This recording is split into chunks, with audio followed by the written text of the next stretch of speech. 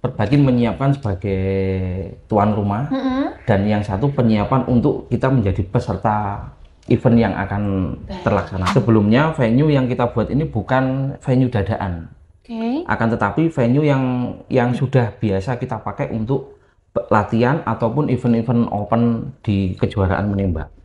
Karena untuk menembak prestasi atau menembak lomba itu unitnya atau alatnya kan nggak syukur sekedar ini alat menembak, ini alat.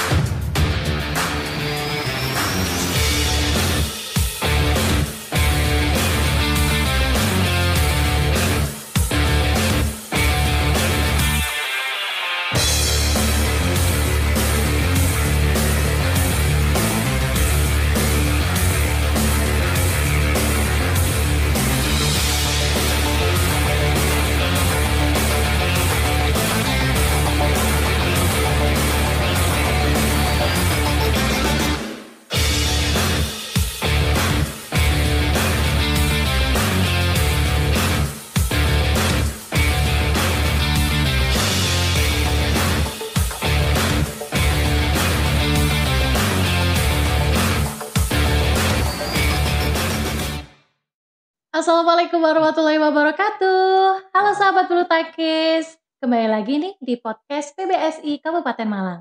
Podcast di mana kamu bisa mendengarkan banyak sekali hal-hal menarik, khususnya seputar olahraga bulu tangkis, dan tak lupa dong program-program unggulan dari PBSI Kabupaten Malang dalam mendorong terwujudnya Malang Melintang Prestasi Gemilang. Pastinya tetap bersama saya Taris selaku host di sini. Dan pada episode kali ini kita kedatangan bintang tamu spesial loh, yakni Pak Andri Kuadrat. Kenapa bisa Kuadrat? Karena beliau ini namanya sama-sama Pak Andri, yaitu Pak Andri Wijaya selaku Ketua Bidang Prestasi Perbakin Pemkab Malang, dan juga Pak Andri Susilo selaku Ketua Bidang Tembak Reaksi Perbakin Pemkab Malang. Buat sahabat bulu tangkis yang mungkin masih belum tahu apa sih Perbakin itu? Perbakin ialah Persatuan Menembak Indonesia. Jadi pada episode kali ini kita akan berbincang-bincang lintas cabur begitu ya, ke cabur menembak. Dan pastinya nanti akan ada kaitannya dengan Porprov Jatim 9 tahun 2025. Waduh, udah penasaran gak sih? Jadi langsung aja kita sapa beliau yuk. Halo Pak, Assalamualaikum. Waalaikumsalam warahmatullahi wabarakatuh. Waduh, namanya sama-sama Pak Andri, Sama. unik loh ya ini ya. Gimana Pak kabarnya? Alhamdulillah Sehat. Sehat, baik ya, baik. Pak, Taris pengen tahu lebih dalam dong mengenai bagaimana sih persiapan khususnya dari Perbakin ini sendiri ya yang ada di Pemkab Malang dalam menghadapi Porprov Jatim 9 tahun 2025. ya. Alhamdulillah selama ini kita sebagai jajaran pengurus Perbakin kita sudah menyiapkan double. Kalau tadi kan Andri double, kalau ini penyiapannya satu, Perbakin menyiapkan sebagai tuan rumah, dan yang satu penyiapan untuk kita menjadi peserta event yang akan terlaksana nanti di Porprov 9 itu. Double ya. Double jadinya. Baik. Berarti persiapannya sejauh ini adalah mempersiapkan para atlet dan juga venue seperti itu ya. Dua-duanya. Nah, untuk kesiapannya sendiri secara keseluruhan, kalau Pak Andri bisa memberikan prediksi atau angka presentasi sudah berada di berapa persen? Kalau untuk venue, yang pertama untuk venue ya nih. Untuk venue kita sekitar sudah 70%. 70% Karena sebelumnya venue yang kita buat ini bukan venue dadaan. Akan tetapi venue yang sudah biasa kita pakai untuk latihan ataupun event-event open di kejuaraan menembak. Seperti itu. Berarti memang untuk venue-nya sendiri sudah ready ya Pak ya? Venue ready, tinggal pembenahan yang di lapangan indoor. Kan ada dua, di menembak ini juga ada double kelas, outdoor sama indoor. Oh baik. Jadi yang kalau outdoor sudah ready 100%, kalau yang indoor itu sekitar 70%-an. Baik, ilmu baru nih sahabat bulu tangkis, ada dua jenis ya, outdoor dan juga indoor. Nah untuk lokasi venue-nya sendiri ini di mana sih? Kita pakai di lokasi di Kepanjen. Oh, Di Kepanjen. lapangan tembak Panggung Rejo Shooting Ring. Yang mana di situ ada klub yang menaungani yaitu KSC. KSC yang awalnya sama Mars ya sama klub-klub yang lain tentunya. Tapi ini yang lebih merapat itu di KSC, Kanjuruhan Shooting Club. Oh, Kanjuruhan Shooting Club. Baik. Berarti memang untuk venue sendiri sudah bisa dikatakan siap ya kalau Siap. untuk tahun depan ya, begitu. Siap.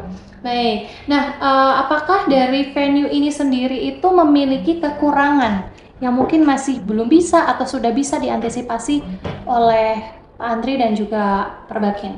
Untuk sementara kekurangannya itu hanya masih apa ya, relatif saja, nggak yang kurang Parah banget, banget gitu enggak. ya. Hanya di indoor. Kalau kita nanti alternatifnya ketika lapangan indoor ini enggak ada, kita ada dipakai di sebelahnya itu ada stikers, ada yang sekolah kesehatan itu pakai aulanya di situ atau di depannya di perikanan yang miliknya provinsi. Itu sudah siap mengcover ketika nanti ada kendala di lapangan indoornya. Antisipasinya. Apakah kiranya udah safe ya Pak? Udah aman? Sudah aman. Nah, kemarin beberapa minggu itu ada kunjungan atau sidak bahasanya itu dari KONI provinsi. Sudah kita aturkan opsi-opsinya nanti ketika ini tidak ada trouble, kita pindah ke opsi yang lain itu. Baik. Berarti untuk venue ini aman dan tidak ada halangan yang berarti seperti itu ya Pak? Tidak. Baik. Nah, tadi kita sudah ngobrol-ngobrol nih sahabat bulu tangkis mengenai venue dan juga kategori gitu ya atau jenis-jenis dari menembak ini sendiri. Ada indoor dan juga outdoor. Nah, sekarang kita akan membahas apakah ada strategi dari pengurus dalam memotivasi atlet menembaknya nih supaya bisa meraih prestasi umum, Pak. Untuk sementara ini kita menggunakan fasilitas yang ada ya, jadi belum maksimal sih. Tapi dengan fasilitas yang ada ini, dengan keterbatasan kita bisa menorehkan beberapa prestasi medali. Seperti atlet-atlet kita yang kecil, ini kemampuannya besar banget. Jadi jangan dianggap kecil itu nggak mampu, padahal kecil itu powernya luar biasa. Baik. Nah, yang diharapkan atau ya diinginkan gitu ya untuk pengurus dalam menghadapi hal-hal yang belum maksimal ini bagaimana, Mas Andri? Sementara ini kita memberikan fasilitas-fasilitas yang dibutuhkan atlet sementara ini ya. Jadi yang sudah kita terapkan adalah refreshing mungkin, kemudian memberikan fasilitas seperti unit atau peralatan yang dibutuhkan para atlet. Kemudian nanti untuk kedepannya ya kita berharap pada pengurus Perbakin untuk memberikan perhatian yang khusus sebab atlet-atlet kita ini ya kan sangat baik di masa depannya gitu. Baik, berarti memang strategi utamanya tadi adalah treatment untuk para atlet ya. Tadi ada refreshing juga, terus juga difasilitasi akomodasi dan juga unit ya tadi ya. Wah, luar biasa sekali ya ikhtiar Perbakin ini dalam mendorong para atlet untuk bisa meraih banyak prestasi begitu ya. Kalau boleh menambahkan, kita itu di kabupaten khususnya kesulitan untuk mencari bibit atlet.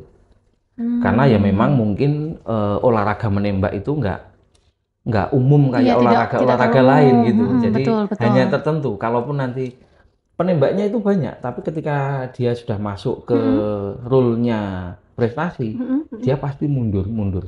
Maka dari itu kita semampu kita, sebisa kita untuk istilahnya memotivasi mereka itu, iya. Dan pancingannya yaitu tadi untuk kita memberikan unit itu tadi. Karena untuk menembak prestasi atau menembak lomba itu unitnya atau alatnya kan nggak syukur sekedar ini ini alat menembak, ini alat menembak, tapi iya. harus ada regulasinya masing-masing. Betul, regulasi, Seperti pelatihan, itu. pendampingan juga Pendampingan ya. khususnya. Dan pastinya Perbakin selalu siap ya untuk hal Insya tersebut Allah, ya Pak siap. Andri ya. Luar biasa. Dari tadi kita sudah melihat strategi yang dilakukan oleh pengurus ya dalam mendorong para atlet nih. Tadi kita sempat melihat adanya kendala yakni untuk pengkaderan para atlet itu sendiri ya, tapi dari pengurus juga tetap berikhtiar dengan memberikan berbagai macam fasilitas gitu ya untuk bisa menggugah semangat para pemuda-pemudi di Kabupaten Malang ya khususnya untuk bisa berkarir menjadi atlet menembak begitu ya Pak Andri ya, luar biasa sekali. Nah, Pak Andri saya ingin bertanya nih, kira-kira berapa atlet menembak yang dipersiapkan untuk tahun 2025 Porprov? Untuk wilayah kita ya Kabupaten, Betul, ini ada betul. 16 atlet, tapi kita mengambil cuma 12 saja. Sebab ya mengantisipasi keterbatasan alat ya. Baik. Gitu. Kalau untuk kategori dari menembak ini ada berapa sih memangnya, Pak Andri? Ada 4. Ada 4 kelas. Yang pertama kelas WRABF, yang kedua kelas IMSU atau mungkin yang disebut Medsil, yang kedua pistol ya, pistol 10 meter, yang selanjutnya air rifle, senapan 10 meter, yang 10 indoor. meter. Yang pistol sama senapan 10 meter ini indoor semua. Oh, baik. Kalau yang WRABF sama IMSU atau yang disebut Benres dan Medsil itu di outdoor.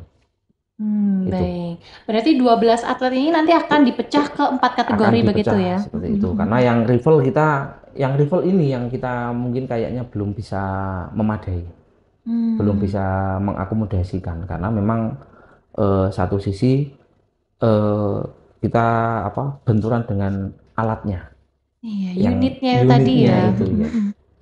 Apa yang membuat unit ini menjadi sebuah kendala? Apakah regulasinya atau mungkin range harganya dari unit ini yang terlalu mahal atau bagaimana Pak? Yang jelas dari harganya, mulai dari unitnya, dan kalau di air rifle 10 meter itu mulai dari sepatu sampai topi harus standar semua. Kalau boleh dikatakan mulai sepatu sampai topi, celananya, jaketnya itu kurang lebih sekitar 35 juta. Wow. Itu yang membuat teman-teman menembak itu agak kendala bikin ya? double ya. Iya. Kalau unitnya saya rasa relatif sama. Rata-rata kan kalau unitnya paling tidak kan 75 jutaan itu. Kita bisa beli unitnya, tapi kita belum tentu bisa beli untuk pakaiannya. Betul, Mungkin hanya orang tertentu. Safety first ya, karena ya memang sangat berbahaya juga ya cabang olahraga ini ya. Iya. Kalau yang menembak yang lain kita asal bisa ngambil unitnya, kita memiliki unitnya. Bahkan kalau di yang outdoor, yang WRABF sama IMSU tadi, itu alhamdulillah Ketua Perbakin sudah menyubsidi. Mana-mana, tapi harus dipilih atlet yang memang benar-benar nanti kompeten begitu ya. Akhirnya dikasih pinjaman sama Pak Ketua itu. Baik, luar biasa sekali ya ikhtiarnya Perbakin ini dalam mendorong para atletnya untuk bisa mencetak prestasi. Nah, ngomong-ngomong soal atlet nih Pak Andri Kuadrat. Kira-kira di tahun sebelumnya ini dari atlet penembak ini sudah dapat berapa medali? Kalau di Porprov sebelumnya itu yang di Mojokerto, Porprov 8 kemarin kita mendapat 1 perunggu, 1 emas. Wow. Terus yang di event Popnas itu kita mendapat 1 perunggu. 1 perunggu. Karena kita juga hanya mengirim 1 atlet saja. Baik. Karena kalau Popnas kan regulasinya pengirimannya kan kita ngikut Jatim. Betul. Kita nggak serta-merta bisa mengirim beberapa. Kalau untuk yang Jatim 8? Jatim 8 kemarin kita hanya mengirim 6 atlet. 6 atlet ya? 6 atlet dan alhamdulillah dapat 1 perunggu, 1 emas. Wah, berarti kalau tahun depan ini prediksinya kan 12 atlet, diharapkan juga bisa mendapatkan medali lebih banyak ya? Harapannya semua mendapat. Amin. Apalagi kita sebagai tuan rumah, otomatis tekanan kita juga sangat tinggi. Apakah ada target tertentu untuk bisa harus dapat berapa medali nih di tahun depan? Kalau target kita itu ndak berani muluk-muluk ya kalau di menembak, karena menembak itu berputar terus. Jadi target kita ke depan itu minimalnya 2 emas. Nah, Pak Andri, kira-kira apakah ada dukungan anggaran dari pemerintah untuk persiapan Porprov ke-9 ini? Untuk anggaran pasti ada dukungan dari pemerintah ya. Memang meskipun nggak sesuai dengan harapan kita ataupun kebutuhan kita, setidaknya ada anggaran. Pasti itu. Dan kita juga sudah ajukan anggaran untuk puslatnya ataupun kita latih tanding ke luar kota. Tryout biasanya itu. Iya. Pemanasan begitu ya? Ya, itu sudah kita ajukan. Seperti itu. Baik. Apabila anggaran ini seperti yang tadi tidak sesuai harapan begitu, lalu bagaimana cara dari pengurus untuk bisa mengcover hal tersebut? Ya alhamdulillah selama ini meskipun belum sepenuhnya terfasilitasi, kita sebagai pengurus khususnya dari dukungan Pak Ketua Perbakin Kabupaten Malang selalu mendukung kebutuhan apa aja cukupi. Luar biasa sekali. Itu. Benar-benar berusaha semaksimal mungkin ya. Semaksimal mungkin. Pastinya juga bekerja sama dengan wali atlet ya. Wali atlet khususnya.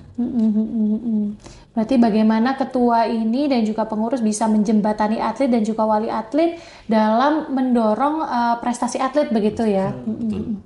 Baik.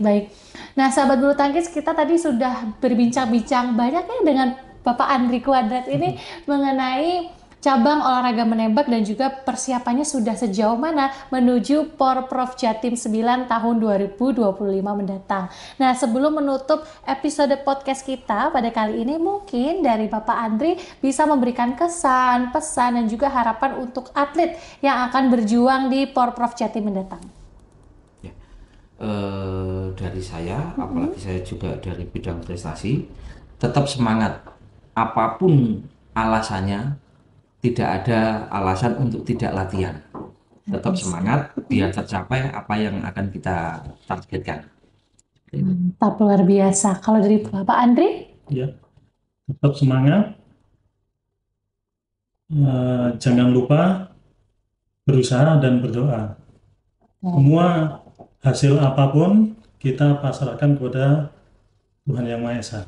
Nah, luar biasa. Kuncinya adalah berusaha, berikhtiar, dan juga berdoa begitu ya. Jangan lupa untuk meminta doa restu dari orang tua. Ya, semoga ikhtiar kita bersama dari Perbakin juga dan juga para atlet ini bisa membuahkan hasil dan menciptakan Malang melintang dan juga prestasi gemilang seperti itu ya Pak Andri ya. Pak Andri, terima kasih banyak atas waktunya sudah mau menyempatkan hadir dan berbincang-bincang di episode podcast kali ini. Semoga sehat dan sukses selalu untuk Bapak Andri dan juga keluarga. Nah, sahabat bulu tangkis, tidak terasa ya akhirnya kita harus menutup perjumpaan kita pada episode podcast kali ini. Jangan lupa bagi sahabat bulu tangkis untuk selalu pantengin nih akun sosial media kita di Instagram @pbsi_cup_malang_official yang bisa sobat bulu tangkis saksikan. Saya Taris pamit undur diri dan sampai jumpa.